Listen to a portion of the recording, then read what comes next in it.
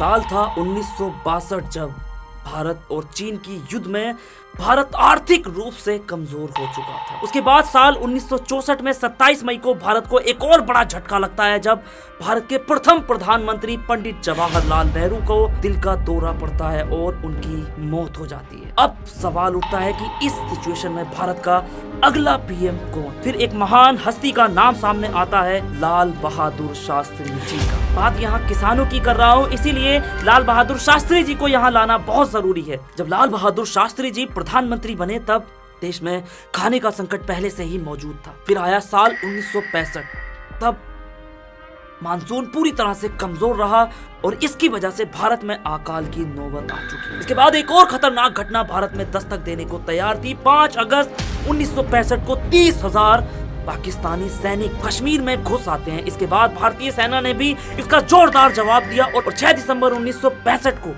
भारतीय सेना ने लाहौर तक कब्जा कर लिया और पाकिस्तान के 90 टैंकों को ध्वस्त कर दिया, खत्म कर दिया। पर यह सिर्फ शुरुआत थी, यहाँ अभी एक और बड़ी मुसीबत आ चुकी थी। अमेरिका के राष्ट्रपति लिंडन जॉनसन ने शास्त्री जी को धमकी दी, कहा कि अगर युद्ध नहीं रोका तो गेहूं का निर्यात तुम्हारे लिए बंद कर दिया जाएगा, क्योंकि उस वक्त पाकिस्तान अमेरिका का बहुत बड़ा सहयोगी था। इसलिए अमेरिका ने शास्त्री जी पर दबाव बनाने की कोशिश की। तब शास्त्री जी ने कहा कि ठीक है, बंद कर दीजिए गेहूं देना। और इतना ही नहीं, उन्होंने खुद ही अमेरिका से गेहूं लेने के लिए साफ साफ इनकार कर दिया। दरअसल ये वो दौर था जब अमेरिका की PL 480 स्कीम के तहत हासिल गेहूं खाने के लिए हम लोग बाध्य थे। उसके बाद अक्टूबर 1965 दशहरे के दिन दिल्ली के रामलीला ग्राउंड में शास्त्री जी ने वो किया जिसका गुमान भी किसी को नहीं था। तब पहली बार जय जवान जय किसान का नारा दुनिया के सामने आया और ये नारा देने वाले खुद थे भारत के प्रधानमंत्री लाल बहादुर शास्त्री जी।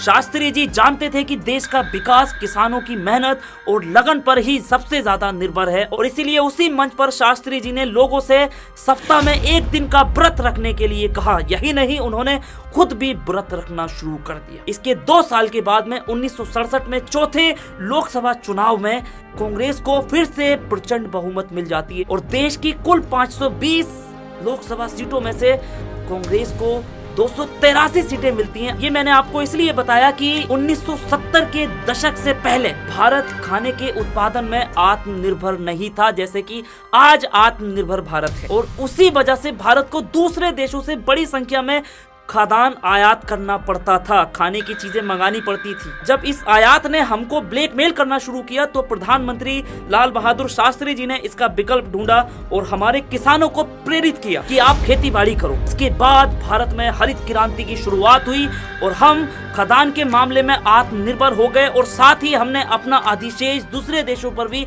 निर्यात करना शुरू कर दिया। एक दौर ये था कि हम आत्मनिर्भर नहीं थे, अब ये था कि हम अपने खाने की चीजें दूसरे देशों में भी भेज रहे थे। इसके अलावा ये जो आज सड़कों पर पड़े हैं ये किसान देश की अर्थव्यवस्था में लगभग 17% का योगदान देते हैं, लेकिन फिर भी ये अपना जीवन गरीबी में जीते हैं। ये जो गर्व करते हैं कि हम महान हैं, कभी सोचा है कि इस महानता के सबसे बड़े और सच्चे सिपाही कौन हैं? वो हैं हमारे देश के किसान। चलिए जानते हैं कैसे। सोचिए सर, भारत दुनिया का दूसरा सबसे अधिक जनसंख्या वाला देश है। इतनी बड़ी जनसंख्या को खिलाने के लिए भोजन की आपूर्ति की हमेशा निरंतर आवश्यकता होती है। इसीलिए कृषि की आवश्यकता है देश को आगे बढ़ाने के लिए और अर्थव्यवस्था के लिए भी कृषि की मजबूती की बहुत बड़ी आवश्यकता पड़ती है। अब किसान दिल्ली की ओर कूच कर चुके हैं पर उनको बीच में ही रोक लिया गया। भारतीय किसान परिषद BKU समेत कई किसान संगठन नए कृषि कानूनों के तहत मुआवजा और लाभ की मांग के लिए प्रदर्शन करने वाले हैं। अब किसानों की कुछ मुख्य मांगे हैं कि भाई MSP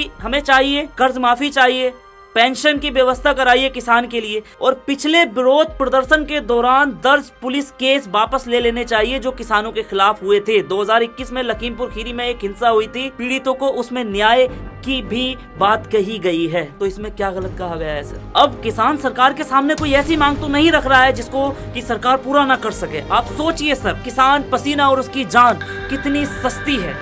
MRP की बात तो छोड़िए सर, किसान को MSP का भी अधिकार नहीं है और दुनिया की बड़ी बड़ी कंपनियां अपना product maximum retail price MRP पर बेचती हैं, लेकिन किसानों की फसल का मिनिमम सपोर्ट प्राइस MSP तय होता है। हालांकि उसका भी उनको कानूनी अधिकार नहीं है। मतलब उद्योग जगत अपने उत्पाद को अधिकतम रेट में बेच सकता है, पर किसान को बदले में न्यूनतम ही मिलेगा, कम से कम दाम ही मिलेगा। ऐसा कैसे चलेगा सर? आज भी किसान एमएसपी को अपना लीगल राइट बनाने की मांग कर रहे हैं ताकि उन्हें उनकी उपज का सही दाम मिल सके, लेकिन सरकार इस पर राजी नहीं दिखती है और अर्थव्यवस्था के ये सबसे मजबूत स्तंभ का यही तो सच है सर। आज किसान जिन 7 मांगों की मांग कर रहे हैं वो बिल्कुल सही मांगे हैं। उनमें से एक भी मांग ऐसी नहीं है जो सरकार के द्वारा पूरी ना की जा सके। अब सरकार नहीं कर रही, उसका भाई सरकार जाने। दरअसल कृषि अर्थशास्त्री देवेंद्र शर्मा के मुताबिक आर्थिक सहयोग और विकास संगठन OECD की रिपोर्ट के मुताबिक साल 2000 से 2016-17 के बीच यानी कि 16 साल में भारत के किसानों को उनकी फसल का उचित दाम न मिलने के कारण लगभग 45 लाख करोड़ रुपए का नुकसान हुआ है। क्या इसका हिसाब है सरकार के पास? किसानों को कोसने वालों, पहले एक बात जान लो कि कृषि भारतीय अर्थव्यवस्था की रीढ़ है और किसान उसकी आत्मा की तरह है। आज लगभग देश में 50% लोगों को रोजगार कृषि के ही क्षेत्र में मिल रहा है। किसान अगर उत्पादक है तो किसान ही सबसे बड़ा उपभोक्ता भी है, वरना बेरोजगारी तो तुमको दिखाई दे जाती बेटा। और किसानों की दूसरी मांग है कि भाई उनका ऋण माफ कर दिया जाए। आज भारत में हर किसान परिवार पर औसतन 47,000 रुपए का कर्ज है। सरकारी आंकड़ों के अनुसार प्रति वर्ष 15,168 किसान आत्महत्या करने को मजबूर हो रहे हैं सर। इसमें से लगभग 72% ऐसे छोटे किसान हैं जिनके पास 2 हेक्टेयर से भी कम जमीन है। द हिंदू की रिपोर्ट है और राहुल गांधी ने कहा है कि मोदी जी ने 16 लाख करोड़ रुपए का कर्ज माफ किया है इस देश के टॉप अमीरों का। इतने पैसे में करोड़ों परिवारों का कर्ज माफ करके करोड़ों किसानों को आत्महत्या करने से रोका जा सकता था। आप जानते हैं किसानों की वो 7 मांगे कौन सी हैं जिसके लिए किसान प्रदर्शन कर रहे हैं? सबसे पहली मांग है किसानों की कि MSP लागू करो, न्यूनतम समर्थन मूल्य। और दूसरा है किसान कह रहे हैं कि भैया कृषि ऋण जो है उसको माफ करो। और तीसरा, किसान और कृषि मजदूरों के लिए पेंशन की व्यवस्था की जाए, जो कि बहुत जरूरी है सर। जमीनी स्तर पर देखोगे तो किसान बहुत मजबूर है। चौथी मांग ये है कि विरोध प्रदर्शन के दौरान दर्ज किए गए पुलिस मामलों को तुरंत वापस ले लेना चाहिए जो किसानों पर है। किसान खेती करे या बेचारा मुकदमों से लड़े। और पांचवा है 2021 के लखीमपुर खीरी हिंसा में पीड़ित के लिए न्याय। आपको याद होगा उत्तर प्रदेश के लखीमपुर खीरी जिले के तुकिनिया में 3 अक्टूबर 2021 को 4 किसानों समेत 8 लोगों की मौत हो गई थी। ये हिंसा उस समय भड़की थी जब किसान उप मुख्यमंत्री केशव प्रसाद मौर्य के इलाके के दौरे का विरोध कर रहे थे। इसी दौरान एक SUV ने 4 किसानों को कुचलकर मार डाला था सर, कुचलकर। इंसाफ की मांग कर रहे हैं तो क्या गलत कर रहे हैं?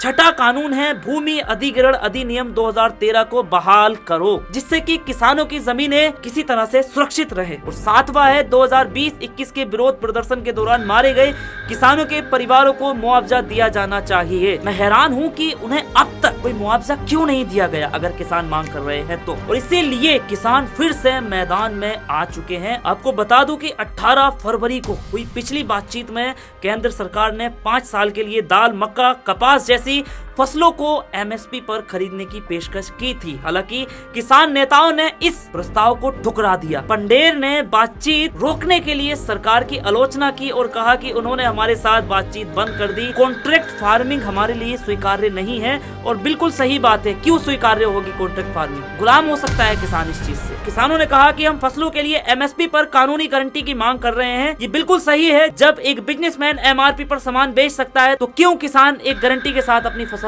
नहीं बेच सकता? क्यों नहीं बेच सकता? वो बेचना चाहिए। ये जैसे जैसे विरोध प्रदर्शन बढ़ रहे हैं वैसे वैसे सभी की निगाहें दिल्ली पर टिकी हुई हैं कि किसी तरह से इन मांगों का समाधान किया जाए। अब सरकार अगर MSP लागू कर देती है तो उनको भर भर कर चंदा देने वाले उनके मित्र नाराज हो जाएंगे, क्योंकि वो किसान से सस्ती फसल खरीदकर अपनी फैक्ट्री में लेकर के जाते हैं, उससे तरह तरह के प्रोडक्ट बनाते हैं और अपने मन मर्जी दाम में वो बेचते हैं। कोई रोकता नहीं है। एक सच्ची बात बता देता हूं कि आज किसानों को जानबूझकर कमजोर किया जा रहा है ताकि किसान मजबूरी में अपनी जमीन बड़े बड़े बिजनेसमैनों की झोली में आसानी से डाल दें एक कॉन्ट्रैक्ट के रूप में। और ये सत्य है, वरना सरकार वो चीज है जो चाहे तो 2 साल के अंदर अंदर किसानों को पूरी तरह से संपन्न कर सकती है। दोस्तों ये वीडियो यहीं तक था। और अगर वीडियो इन्फॉर्मेटिव है तो ज्यादा से ज्यादा लोगों तक पहुंचाएं। मिलते हैं अगली वीडियो में, तब तक के लिए जय हिंद।